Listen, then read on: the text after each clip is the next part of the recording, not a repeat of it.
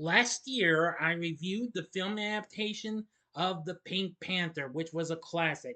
After the success of this film, the late great Pierre Sellers returned to play the bumbling Inspector Jacques Clouseau in this film, which is actually considered a follow up to The Pink Panther.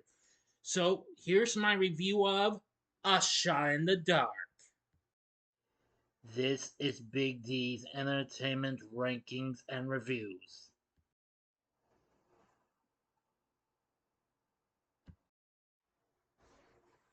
So, greetings, my fellow YouTubers, and welcome to Big D's Entertainment Rankings and Reviews.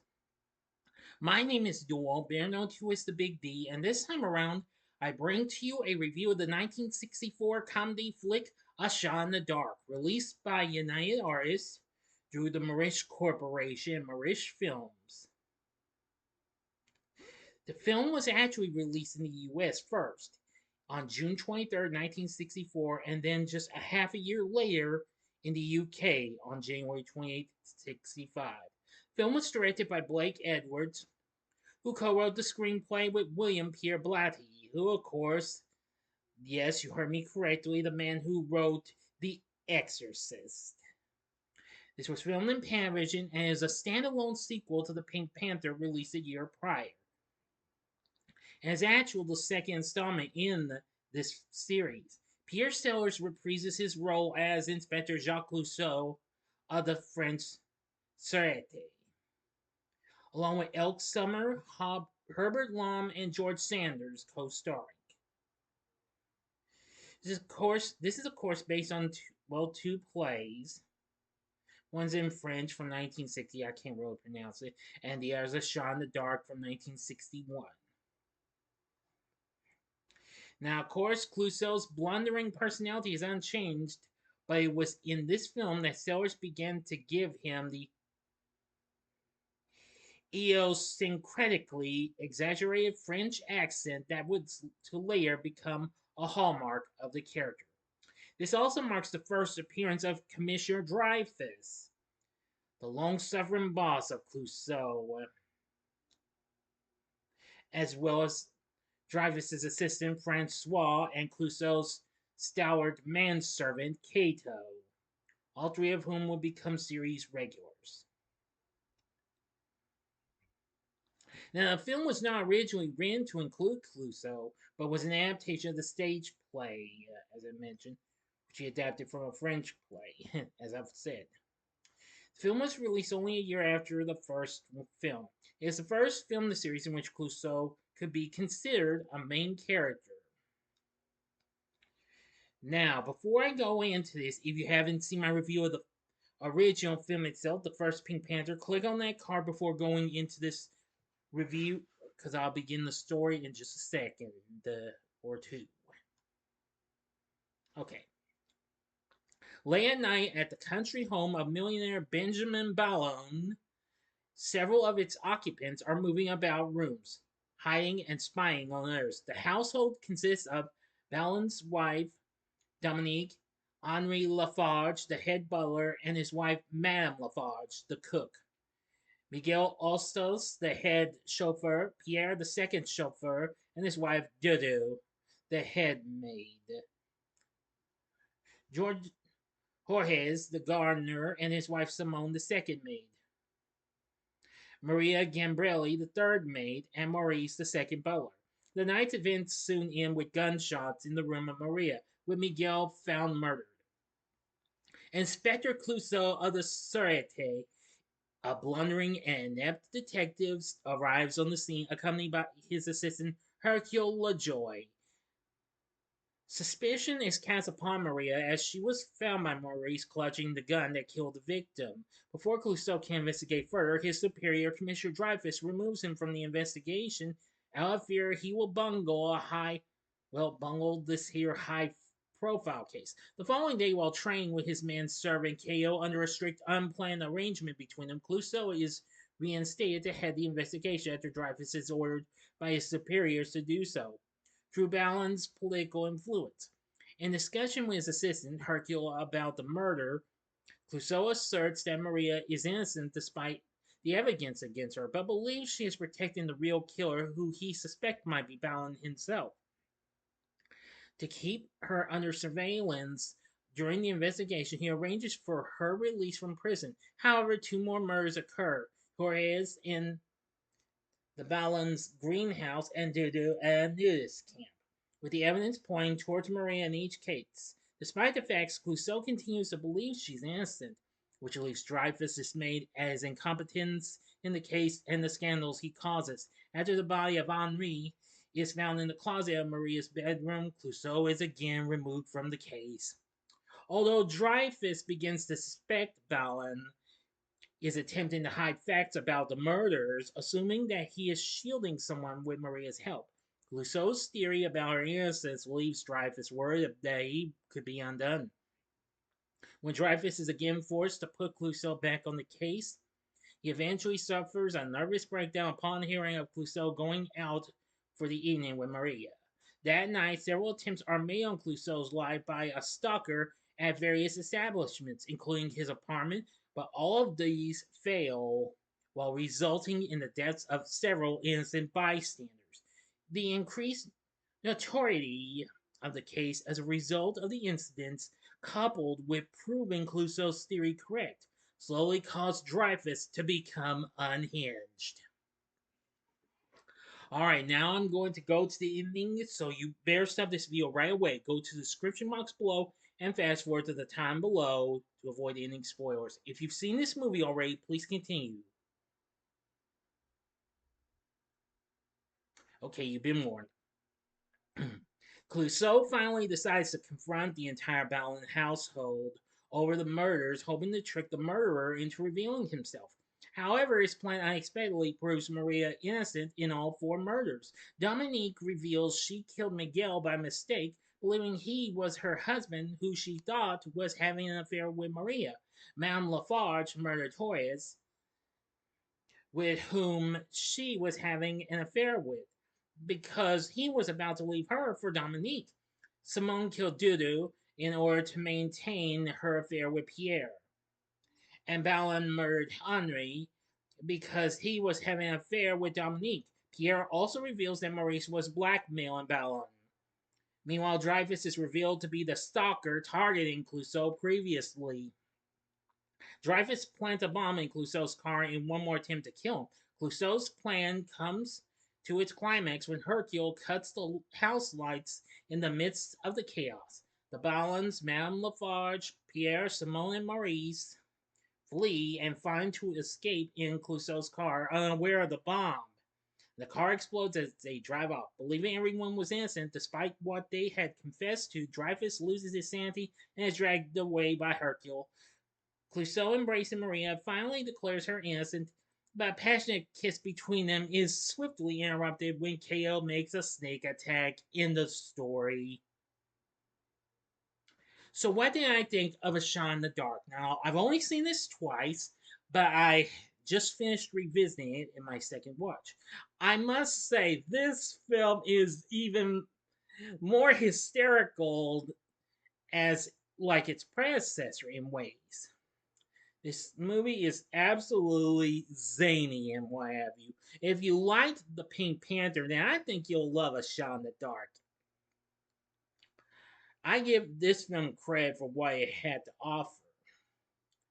They have Blake Edwards back on board to direct the film, like with its predecessor.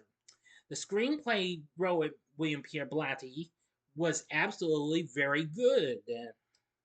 The direction of this film was good too. So I like all the places we go to as we go along through this film. I mean, and Clouseau's antics are hysterical and very crazy. Whatever he gets into. The animation in the opening is good, done by the Pay Freeling along with TVC London. Of course, the Pay Freeling, of course, was the studio well known for giving us the Pink Panthers shorts, theatrical short series after the success of the first film. Of course, they would later give Clouseau his own series in the form of The Inspector. This also has Henry Mancini on board to do the music, and Mancini once again nails it.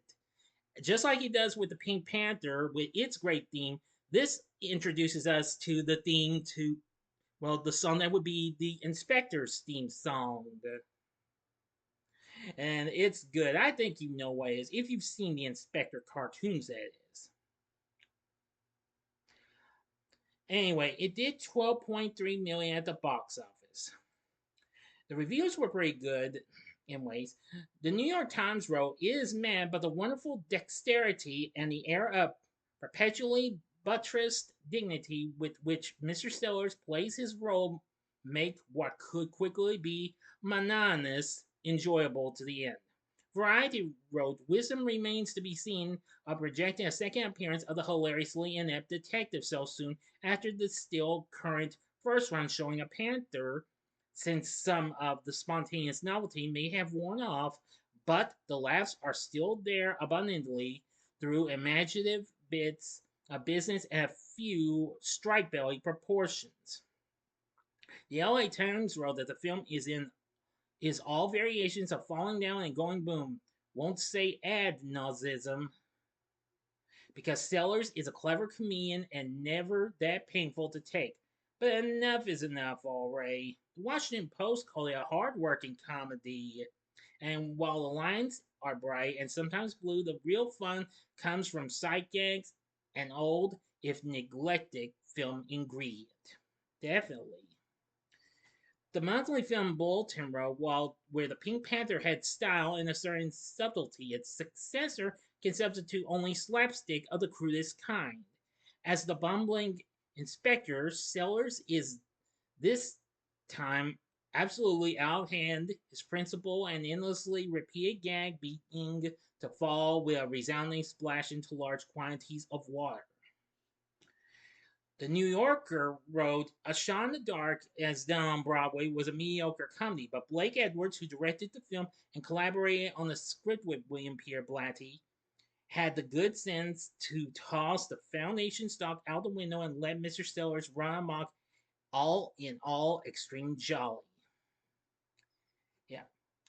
Anyway, it's set at 94% on Rotten Tomatoes, saying the film is often regarded as the best of the Pink Panther sequels, and Pierre Sellers gives a top notch performance that makes slapstick buffoonery memorable. Yes, I definitely do agree. For our cast, Pierre Sellers once again reprises his role as Jacques Clouseau, and let me tell you, he's absolutely funny and what have you. I absolutely really praise his performance. He did an exceptionally good job. Elke Sommer played Maria. She did very good. Herbert Lum makes his debut as Commissioner Charles Dreyfus, and I gotta say that character's really, yeah. You've seen the Inspector cartoons, and of course he's a little different though, but still he's the boss though. George Sanders plays Benjamin Ballon, and I gotta give him credit for doing that. Graham Stark played Hercule LaJoy. I will say he did a pretty good job. Now he would later reprise that role 18 years later in the Trail of the Pink Panther in 1982. Yeah.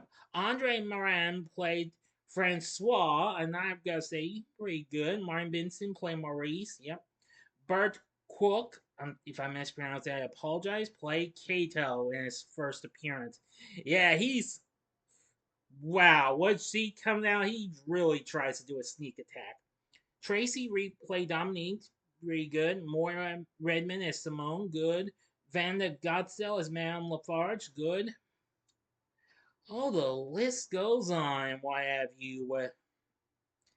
Anyway, so yeah, the cast is absolutely really good. So I gotta say, it's a good sequel. I never thought this would be good, even though I had seen some of the other Pink Panther sequels, but not this one till last year. And that's when I really liked it. It was so funny. Yeah. And let me tell you, it was good. Its story was good. Blake Edwards' direction was good. Harry Mancini's score was good.